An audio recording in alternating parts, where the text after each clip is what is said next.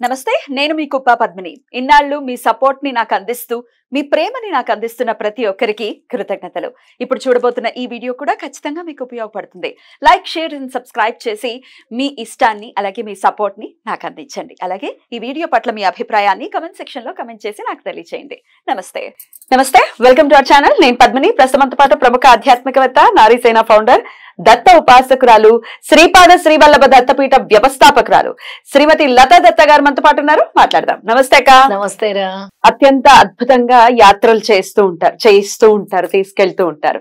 అయితే అన్ని యాత్రలు ఒక ఎత్తు, అరుణాచలం యాత్ర ఒక ఎత్తు అని ఒప్పుకుంటారా? తప్పకుండా the most powerful place. Definitely. And very peaceful, very calm. అసలు అక్కడికి వెళ్తే ఆ ప్రపంచమే వేరు అనిపిస్తుంది. ఆ ఓరాయే వేరు. అంటే ఆ పాజిటివ్ ఎనర్జీ, ఆ కాస్మిక్ ఎనర్జీ, మనం తీసుకున్నటువంటి ఎనర్జీ అరుణాచలంలో వర్ణించలేనిది. ఇక అది కార్తీక మాసంలో చేసేటటువంటి అరుణాచలం యాత్ర అంటే ఇంక ఏమని వర్ణించాలి దాని గురించి? కార్తీక మాసంలో ఈశ్వరుడు దర్శనం మనకి ఎటువంటి, అంటే ఇలాంటి క్షేత్రాలు ముఖ్యంగా చెప్తున్నా, అరుణాచలేశ్వరుడు అంటేనే ఒక ఎనర్జీ, మనలోని ఓరా మొత్తం చేంజ్ చేసేస్తుంది. అంతెందుకు పద్మిని, తెలుసో తెలియకో ఒక సునకం కూడా కార్తీక మాసంలో ఒక ఈశ్వరాలయంలో తెలియక అక్కడ ఆ ఈశ్వరాలయంలోకి వెళ్ళి అక్కడ వీబుద్లు దొరికిన తర్వాత ఎలాంటి జన్మం ఎత్తింది, అది ఎలాంటి ప్రాప్తమైంది, శివైక్యం చెంది. అలాంటి ప్రాప్తాన్ని మనకి ఈశ్వరుడు ఇస్తున్నాడు. ఇంకా అరుణాచలేశ్వరుని కార్తీక మాసంలో దర్శించడం అంటే వేల వేల జన్మల పుణ్య ఫలము. ఖచ్చితంగా. అలాగే మన మోక్షానికి, అంటే మన ముక్తికి మార్గం అని చెప్పుకోవాలి. ఇక ముక్తి అంటే ఈ మెటీరియలిస్టిక్ థింగ్స్ గురించి ఒకసారి మాట్లాడుకుంటే, కష్టాల నుంచి కూడా మనం ముక్తి పొందాలి కదా. దానికి కూడా స్వామి అనుగ్రహిస్తారు, అందులో ఎటువంటి సందేహం లేదు. ఇప్పుడు ముక్తి మోక్షం అంటే వెంటనే నీకేదో చివర్లో వచ్చేది ముక్తి మోక్షం కాదు.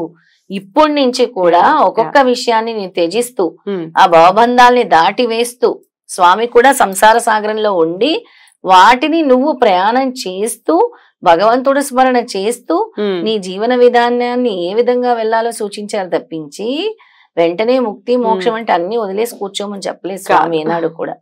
వీటిని నువ్వు ఎలా అధిగమించాలి, ఈ ప్రక్రియని స్వామి మనకి తెలియచేస్తారు.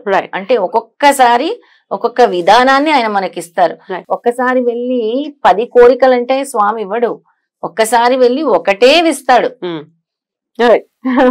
సో నవంబర్ 22వ తారీఖున మనం యాత్ర అంటే హైదరాబాద్ నుంచి స్టార్ట్ అవుతుంది. 22వ తారీఖు ఈవినింగ్ సుమారు 4-5 ఆ టైంలో మనం స్టార్ట్ అవుతాం. అయితే అష్టమి నాడు అక్కడ ఉండబోతున్నాం. బహుళపక్ష అష్టమి నాడు, కార్తీక బహుళపక్ష అష్టమి. అయితే అనఘాష్టమి కూడా అరుణాచలంలో చేయించాలి అని సంకల్పించుకున్నారు. అవును, అనఘాష్టమి వ్రతం అరుణాచలంలో. అసలు ఇంకని ఏమి చెప్పలేము దీనికైతే. దీని గురించి ఒకసారి చెప్పండి అక్క.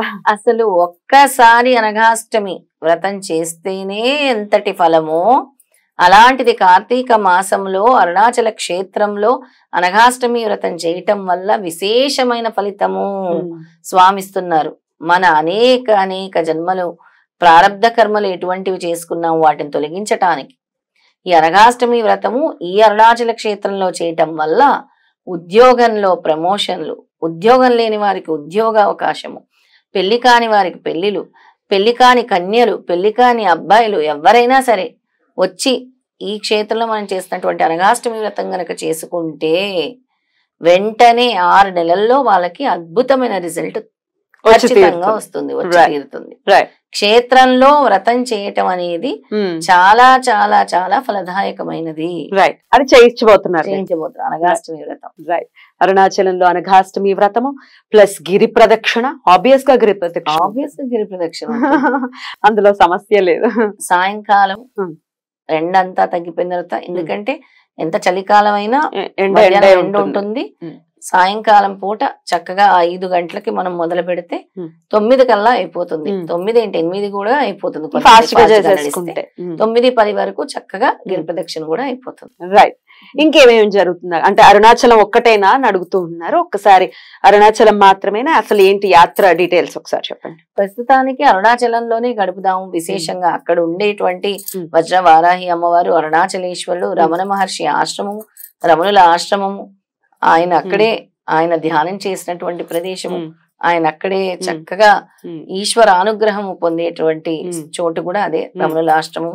ఇవన్నీ కూడా చూడబోతున్నాం పద్మిని అక్కడే. అలాగే ఏవైతే లింగాలు ఉన్నాయో, వాయులింగము, సూర్యలింగము, చంద్రలింగము, కుబేరలింగము, ఈ లింగాలన్నిటి దగ్గర కూడా చక్కగా హారతిచ్చుకుంటూ, కర్పూరం వెలిగించుకుంటూ, అవకాశం ఉంటే దీపం వెలిగించుకుంటూ వెళ్తూ గిరి ప్రదక్షిణ చేస్తాం. మీరు గిరి ప్రదక్షిణ చేస్తారు. అది 22వ తారీఖు మనం బయలుదేరుతాం. అంటే 23వ తారీఖు అరుణాచలంలో ఉంటాము. పొద్దున్న అంటే 23వ తారీఖే అనఘాష్టమి వ్రతం చేసేసుకుంటాం. సాయంత్రం గిరి ప్రదక్షిణ చేసుకుంటాం. 24వ తారీఖు మనము దర్శనం చేసుకుంటాం. తిరుగు ప్రయాణం కూడా ఆ రోజు స్టార్ట్ అయిపోయి 25 ఎర్లీ మార్నింగ్ కల్లా వచ్చేస్తాం. రైట్. సో 24 రాత్రికి మాక్సిమం మిడ్ నైట్ వరకు వచ్చేస్తాం, స్టార్ట్ అయిపోతాం. ఎందుకంటే సోమవారం ఎవరి ఆఫీసులకు వాళ్ళు వెళ్ళిపోవచ్చు. సో చక్కగా రావాలి అనుకున్న వాళ్ళు రిజిస్టర్ చేసుకోవాల్సి ఉంటుంది. సో జస్ట్ వాళ్ళు వస్తే సరిపోతుంది. అకామిడేషన్ కానీ, ఫుడ్ కానీ, దర్శనాలు కానీ, ఈ అనఘాష్టమి వ్రతం కానీ అన్ని ఇంక్లూడెడ్ ఉంటాయి. రైట్, ఖచ్చితంగా రైట్. అయితే శివ దర్శనం కార్తీక మాసంలో ఎంత పుణ్యప్రదమో మనకు తెలిసిందే. చాలా పుణ్యప్రదం. రైట్. ప్రయత్నపూర్వకంగా ఎలా చేసుకోవాలి?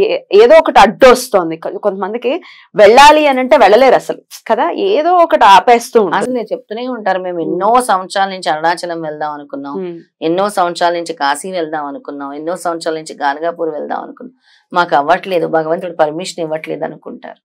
అసలు ఆ ఆలోచనే మీకు రానప్పుడు భగవంతుడు ఎలా పర్మిషన్ ఇస్తారు? ఆ స్ఫురణ మీలో కలిగింది, మళ్ళీ మర్చిపోతారు.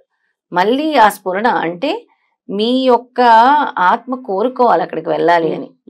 నేను అక్కడికి వెళ్ళాలి, అరుణాచలేశ్వరుని దర్శించాలి, ఆయన్ని చూడాలి. అలాగే నాలో ఉండేటువంటి దుష్ట శక్తి అనేది బయటకు పోవాలి. చాలా మంది కూడా నెగిటివ్ ఎనర్జీస్ తోనే బాధపడుతూ ఉన్నారు అనమాట. అలాంటి పాజిటివిటీ వాళ్ళలో రావాలంటే అరుణాచల గిరి ప్రదక్షిణ చేసిన తర్వాత, చెయ్యక ముందు జీవితం ఎలా ఉంటది, చేసిన తర్వాత మీ జీవితం ఎలా మారిపోతుంది, ఒక లైన్ అయితే ఉంటుంది. ఒక్కసారి మీరు గిరి ప్రదక్షిణ చేసిన తర్వాత అరుణాచలేశ్వరుడే మీ చెయ్యి పట్టుకొని నడిపిస్తాడు అని మన శాస్త్రాలు చెబుతున్నాయి. అరుణాచల శివ అని ఒక్కసారి నామస్మరణ చేస్తే కోటి సార్లు నామస్మరణ చేసినటువంటి ఫలితాన్ని స్వామి మనకిస్తున్నారు. అది గిరి ప్రదక్షిణ అనగానే ఇంకా భయపడిపోయే వాళ్ళు ఉన్నారక్క. అమ్మో నడవాలా, నడిపిస్తారా, ఓరు నాయనో, ఇంకా డౌట్స్. అస్సలు మా వల్ల కాదు అనుకునే వాళ్ళకి ఆటోలు ఉన్నాయి, ఆటోల్లో గిరి ప్రదక్షిణ చేసుకుంటారు. అంటే నడవలేని వాళ్ళు ఇంకా వాళ్ళకి చాలా కుతూహలం ఉంటుంది. నేను చెయ్యాలి, గిరి ప్రదక్షిణ చెయ్యాలి, స్వామిని నేను దర్శించుకోవాలి, నేను కొన్ని అడుగులే వేస్తాను తర్వాత వేయలేను అన్న వాళ్ళకి ఈ విధంగా ఆటోలో గిరి ప్రదక్షిణ చేసుకోవడానికి కూడా అక్కడ అవకాశం ఉంది. కానీ ప్రయత్నించాలి, మనం ఖచ్చితంగా ప్రయత్నించాలి పద్మిని. అంటే వాళ్ళ ఆరోగ్యం సహకరించకపోతే మోకాల ఆపరేషన్ అయి ఉండొచ్చు, అలాంటి వాళ్ళ కోసం చెప్తున్నా. That is different. కానీ ఎంతో కొంత ఓపిక ఉంది, కానీ ముందే భయపడిపోకూడదు కదా, అస్సలు భయపడకూడదు. ముందే చెయ్యగలిగే శక్తి నాకు ప్రసాదించదండి ఈశ్వర అని కోరుకోవాలి. అసలు ఆ కొండ మొత్తం స్వామివారే, ఆయన మీద వదిలేయాలి అంతే భారం. కార్తీక దీపం వెలిగేటటువంటి మాసం ఇంకా కనపడుతూ అక్కడ కార్తికేయ దీపం అంటారు. ఆ దీపం కూడా ఇంకా వెలుగుతూ ఉంటుంది మనం వెళ్లే సమయానికి. మనం చెప్పుకున్నాము భరణి నక్షత్ర జ్వాలతోనే ఆ దీపాన్ని వెలిగిస్తారు. అవును. ఆ కార్తీక దీపం వెలుగుతుంది, డిసెంబర్ వరకు వెలుగుతుంది. డిసెంబర్ వరకు వెలుగుతుంది. మన అది కూడా దర్శనం చేసుకోవచ్చు. మన అదృష్టం నిజంగా ఆదుకోవాలని కోరుకుంటున్నాను. ఖచ్చితంగా తెలుసుకుంటారు కూడా.